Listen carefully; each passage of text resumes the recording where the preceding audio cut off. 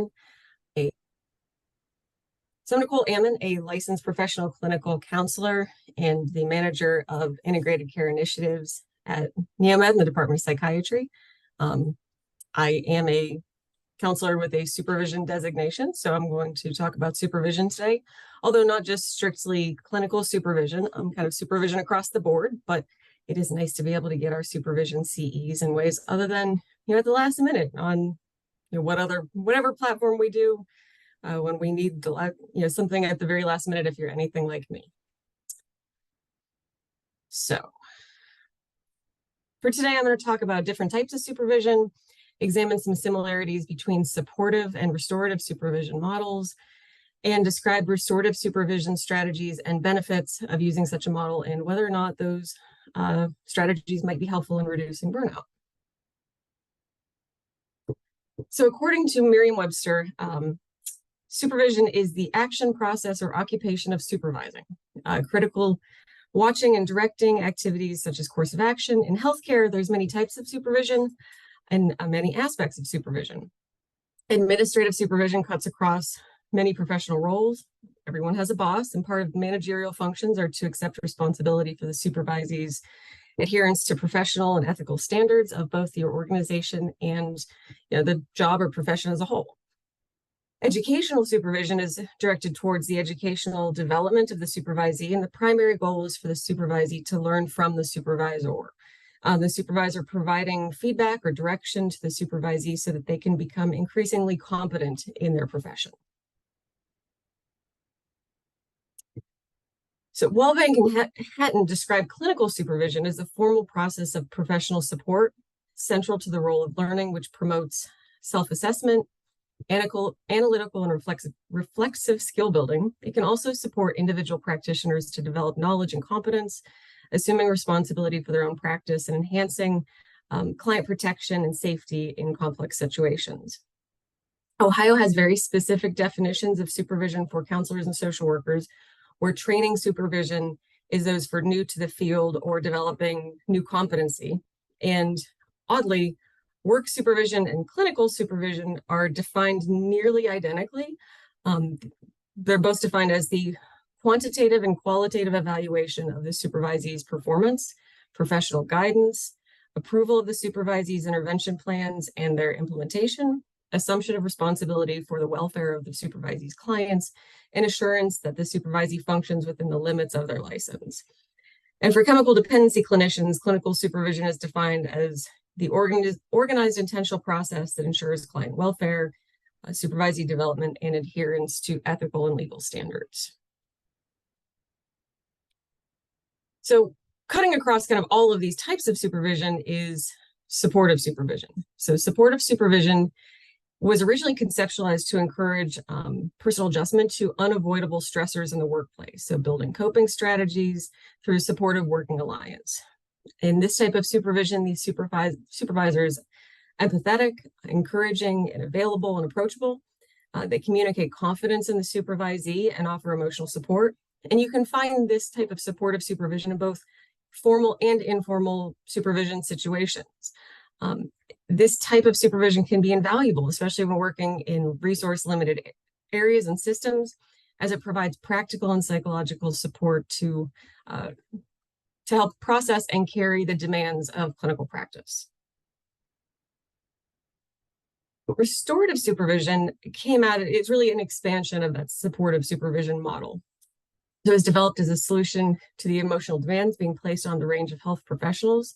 And when working in community mental health, as we do, especially with individuals with psychosis, and they're often complex family and natural support systems, this work can be really emotionally taxing. Not to mention the strain of working in the system itself, which we've seen issues of burnout, turnover, high productivity demands. There's a lot placed on our roles clinically. And so this model is designed to focus on the capacity of the individual to deliver complex care in a variety of settings, with an emphasis on that provider-clinician well-being. Restorative supervision contains elements of psychological support like listening, supporting, and challenging the supervisee to improve their capacity to cope, especially in stressful situations. It enhances both the normative and formative functions of supervision and assists the supervisee to process their emotional reactions to work. So some key facets of restorative supervision are creation of a work environment that supports relationships and team building, attempting to help professionals avoid isolation and reduce difficult interpersonal and collegiate behaviors, creating a supervisory environment that's both supportive and challenging, because our goal really is to improve the capacity of the individual to remain resilient in the face of the work that we all are doing. We might need to help the supervisee improve their recognition of personal triggers, encourage them to focus on things that they can change so that they experience less helplessness. And we hope to improve the ability of the supervisee to reflect and think critically, especially in complex and challenging cases, helping them to explore some assumptions, implicit biases, and the impact of their work on themselves. So restorative supervision strategies include clarifying the situations, which really does include organizational context. What's experienced as challenging in the workplace? And we can't forget that kind of larger systemic piece of burnout and the impact on individual employees. So what are the supervisees' perceptions of the workplace stressors? In addition to the individual clinical situations that they're experiencing with individual clients and families. Another strategy is encouraging emotional processing and emotional growth. And you really need to act as a model for this, demonstrating our own emotional processing and demonstrating our own personal and professional growth to supervisees. Sometimes using self-disclosure to address common issues and helping supervisees to make changes in practice through, ongoing reflection and reflective practice. Strengthening the supervisee's personal coping strategies.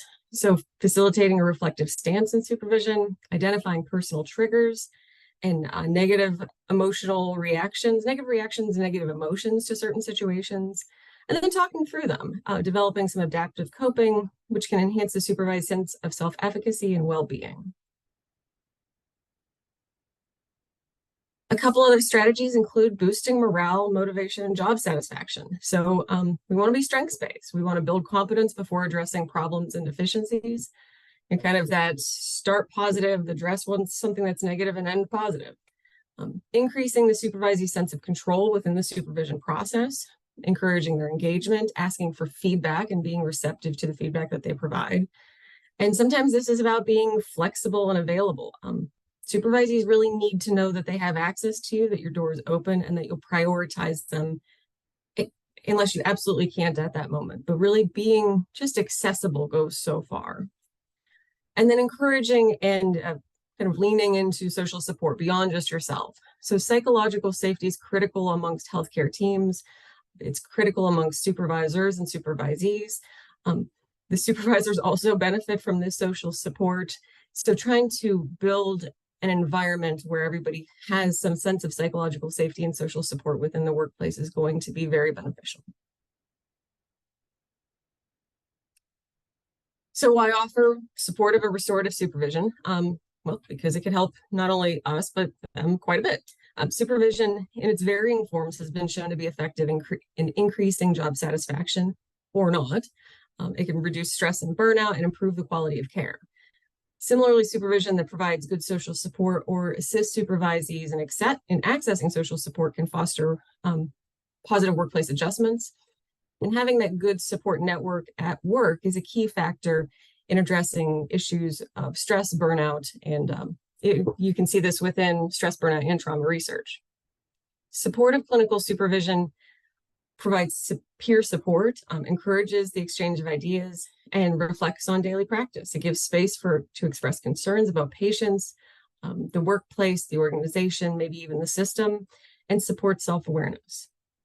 In a randomized control trial designed to examine the effectiveness of restorative supervision, researchers found that receiving restorative clinical supervision allowed staff to process their workplace experiences, which reduced their scores for burnout, compassion fatigue, and their scores for subjective stress to non-clinical levels.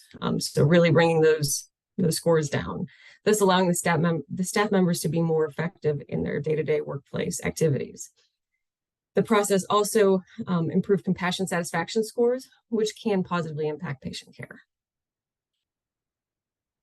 And beyond reducing burnout, restorative and supportive supervision might help to reduce turnover, which obviously is an issue that we need to be concerned about, in community mental health. Instrumental support might help employees to feel empowered to make decisions about how to perform their job. Supervisors, through supportive supervision, have been shown to shape employees' perceptions of job-related stressors, and supervisees receiving restorative supervision have reported that the process assists them in improving their own capacity to reflect on and cope within their workplace. In addition, through the process of supervision, supervisors are able to learn about the systemic and organizational issues that would be useful to share with management and those above them, to try to create some possible changes and encourage more effective ways of working as a system and brainstorm potential solutions. So in summary, because these are supposed to be very quick, a restorative supervision approach to supervision that remains solution-focused is useful in reducing stress and burnout, both for the supervisor and the supervisee. This type of supervision appears to enable professionals to restore their capacity to think about the work they're undertaking and therefore reduce the risk within a safeguarding environment. Managerial supervision in isolation does not appear to be enough to allow clinical professionals the opportunity to process their stressors, anxieties, concerns about the complex work they're undertaking, and should only be one aspect of the supervisory experience. And here's some references, and I will go ahead and stop my share and take questions briefly if there's time for that, and if not, go on to the breakouts.